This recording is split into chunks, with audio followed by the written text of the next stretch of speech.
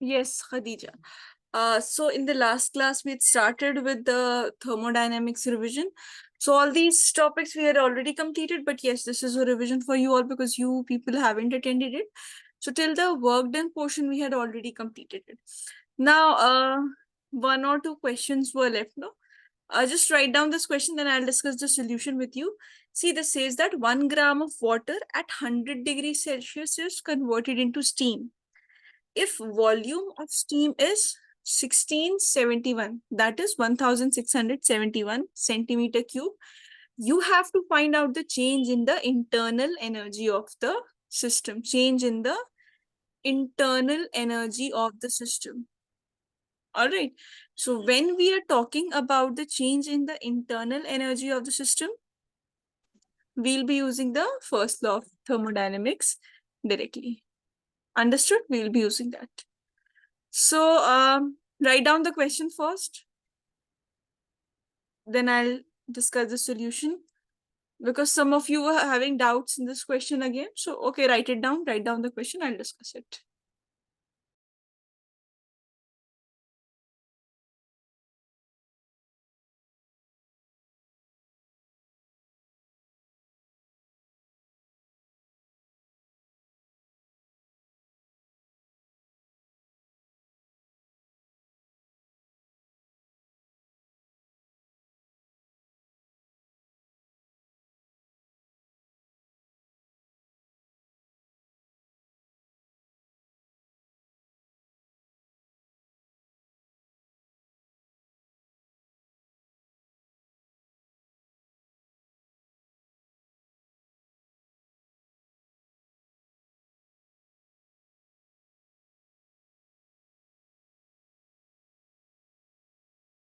Now look, what all things are given to us? Mass of water is given. It is converted into steam. This portion is saying it is converted into steam.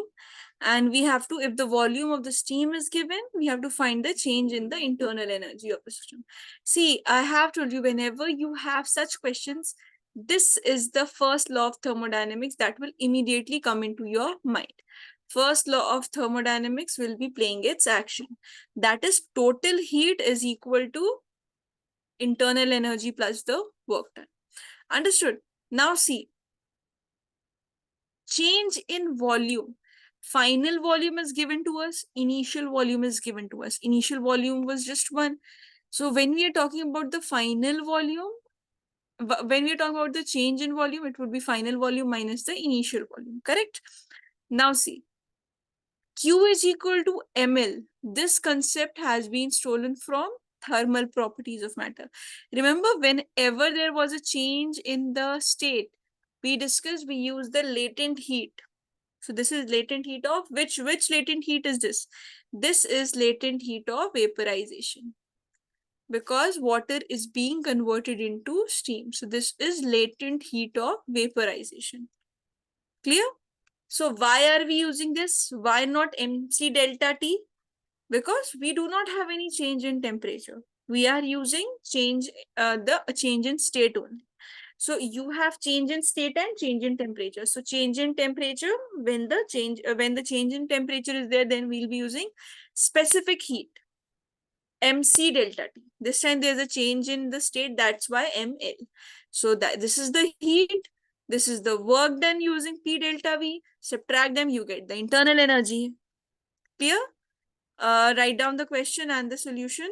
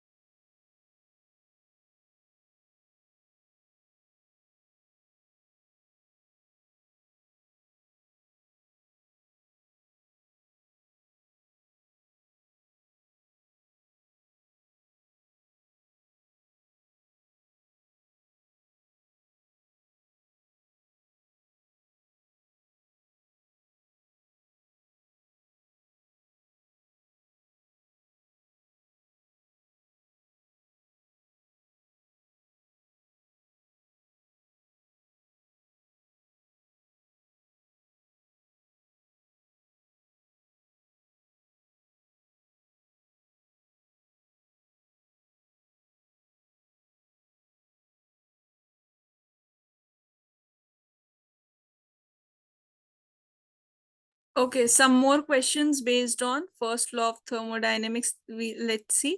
Okay, just one thing. Before we discuss the question, let us discuss this. Then we can practice the questions from first law of thermodynamics.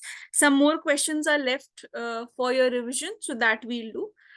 See, whenever we are talking about thermodynamic system means the part of the universe which is under your consideration. I earlier also gave you the example that if you have a glass kept on a table, so this glass plus the table is just my system right now.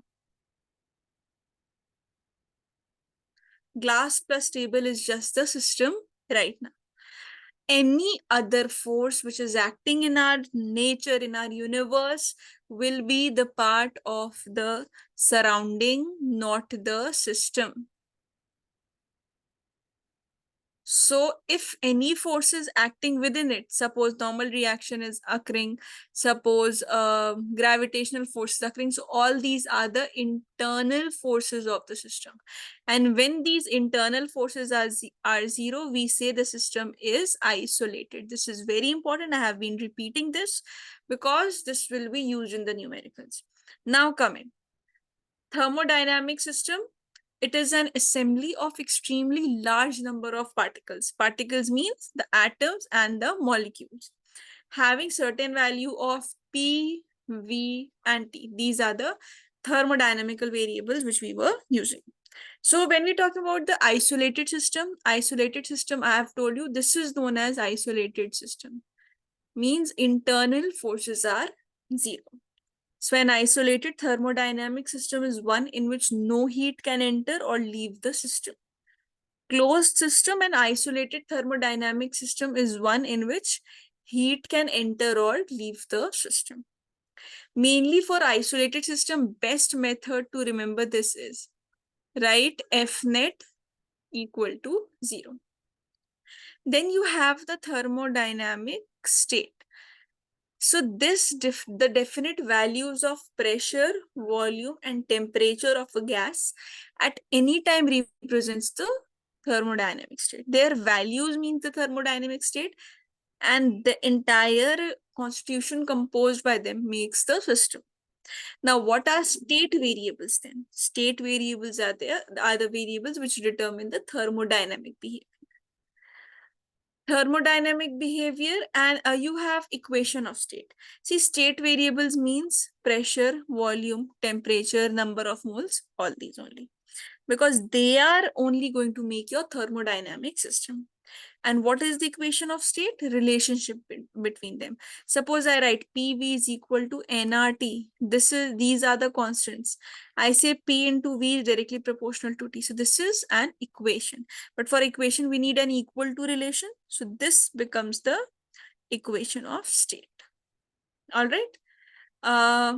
These were some terms. Now a quick revision also is done. So question 2, find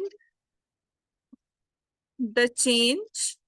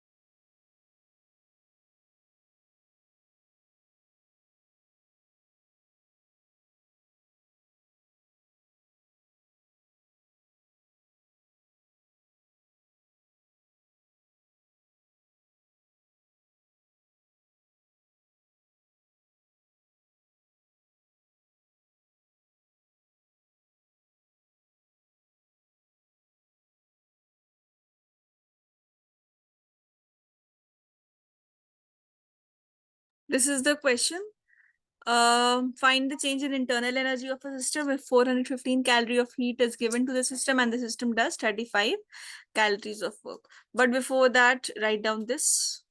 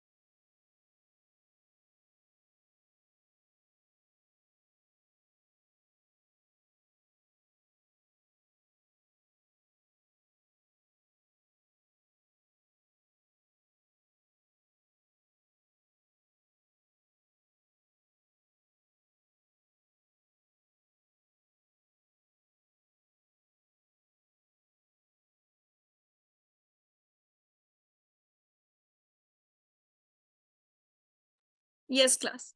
So coming to the solutions of this, find the change in internal energy of the system. So you have the heat. Again, see, according to the first law of thermodynamics,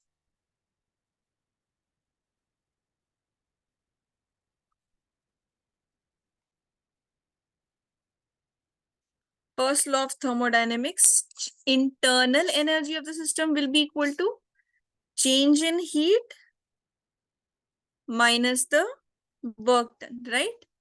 So change in heat is 415 calories minus work done is 35 calories. So this would be equal to 380 calories. Quickly write it down.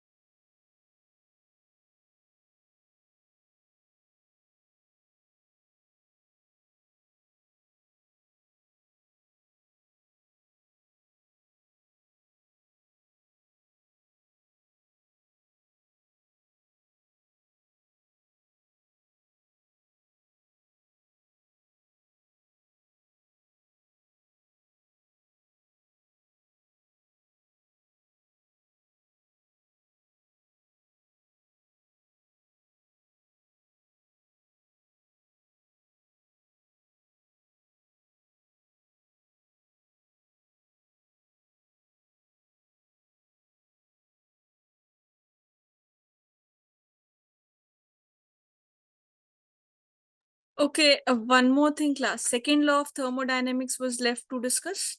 See, this says that heat flows naturally from a hot body to a cold body.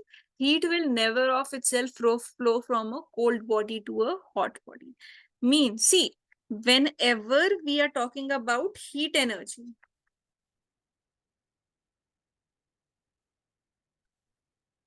whenever we are talking about heat energy, so heat energy, this cannot transfer from a body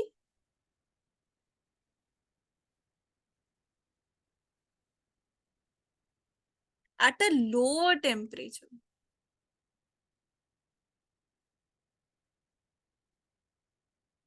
to a body at a higher temperature.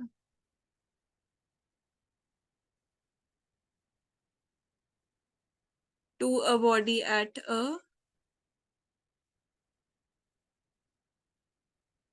higher temperature. Without this condition, when? Without the transfer or addition of any energy. Without the addition of any energy. So this energy, when we are talking about this energy, this extra energy which we are talking about, this is known as the state of entropy, which is represented by S. This is known as state of entropy. And this always increases with time. This increases with the time. So that is meant by entropy.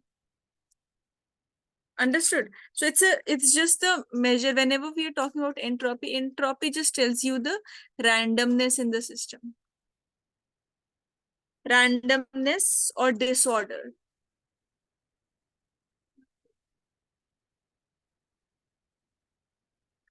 of a system. All right, the randomness of the system.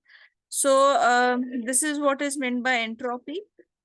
And if you want to write down the formula of entropy, it's very easy. See, it's the change in the energy which is occurring over a period of time. So what will be the formula? Change in the heat over a period of temperature. All right, the change in temperature, heat changing over a period of time, this is temperature. Write it down.